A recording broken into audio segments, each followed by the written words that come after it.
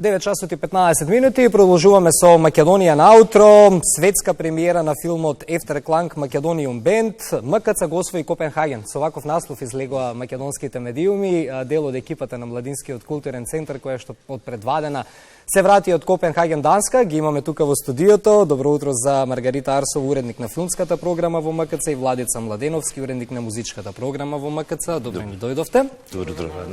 С убави впечатоци и импресии од Данска, Копенхаген, но би сакал да стартуваме и да почнеме поред од целата идеја што представува овој музички документарен филм и како всушност македонската музичка приказна влегува во целото тоа. Па вака, значи, оваа приказна почиња всушност во 2013 година, кога ние се запознаваме со Efterklang. Они на својата европска турнеја го посетуваат и МКЦ и свират во кино Фросина. За после тоа и во 2016 и во 2020 во екот на пандемијата да дојдат во Скопје за концерт. И во 2020 година, како што реков, у пандемија, со басистот и можам да кажам и лидер на бендот, иако тие се трио, се подеднакви, мислам, во одлуките на бендот, немаат менеджер, self-managed бенд се, значи сами се менеджираат. Со нивниот басист Расмус Столберг решаваме дека треба да направиме нешто поинтересно и поинакво. Во Македонија доаѓаат само или ова име како некој проект посетуваат повеќе земји, па екипираат музичари? Јас мислам дека познавајќи го бендот, постои повеќе од 20 години, секогаш пробуваат да најдат некоја инспирација, музичка инспирација од целиот свет. Добро. Претходниот албум го исцрпија во некоја remote place, далечно место на северниот пол. Таму го сними албумот, таму се инспирира музички, како тоа да звучи, како да биде спакувано.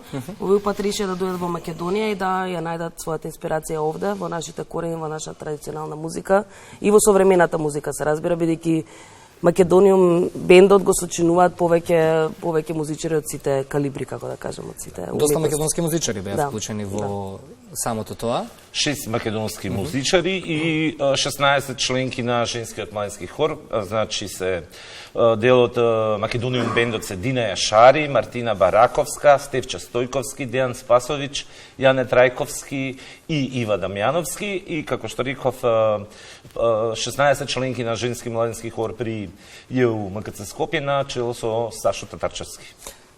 Кој е големото значење воопшто, не само за Младинскиот културен центар, воопшто за македонската кинематографија, македонската музика, македонската култура, еве за ова како промоција што се случува и што го направивте заедно со овие луѓе?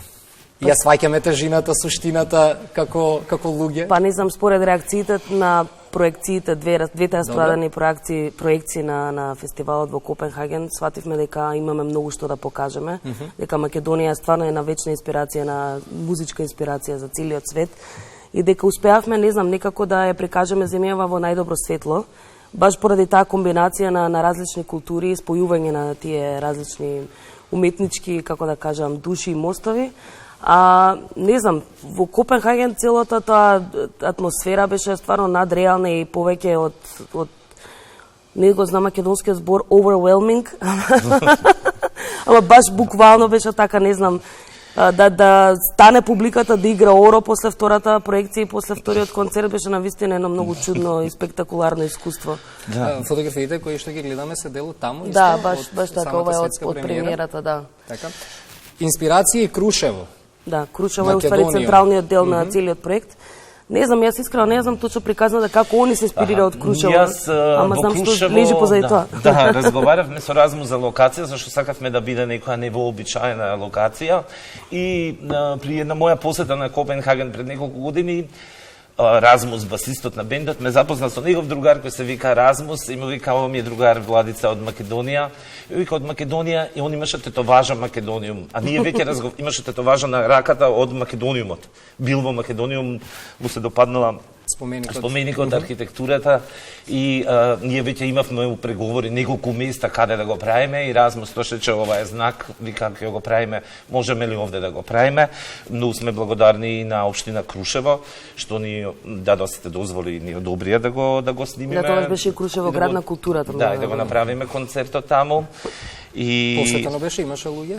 Убаво си па во филмот ќе видите, според мене, ние во филмот се шалиме дека ќе имаме 5000 луѓе, меѓутоа не знам, можеби околу 500 луѓе се собраа на концертот кој се одржа на 30 април во 2023. Па добро, не бил во ек на туристичка сезона, кога во Крушево има повеќе туристи, така да верувам повеќе уживало и само локалното население, што гледајќи нели според бројот на жители, тоа е одлична посетеност за еден мал град.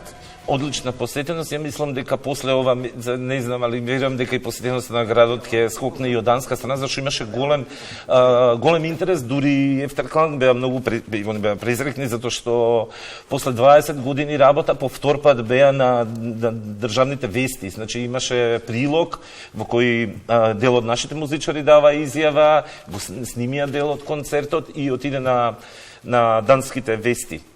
Што за нив е тоа голема работа, мислам, огромен медиумски интерес, дури на крај цариникот кој идевме му рековме дека сме на вести, рече you're big, големи сте се од Данска. На шала се како да. Затоа кажав дали како народ ги сваќаме суштините на ваквите проекти, што тие всушност значат за промоција целосно на нашата земја и на нашата култура, верувам дека како што биле посетени овие светски премиери, планирате проекции тука, сигурно во Македонија, ќе има огромна посетеност.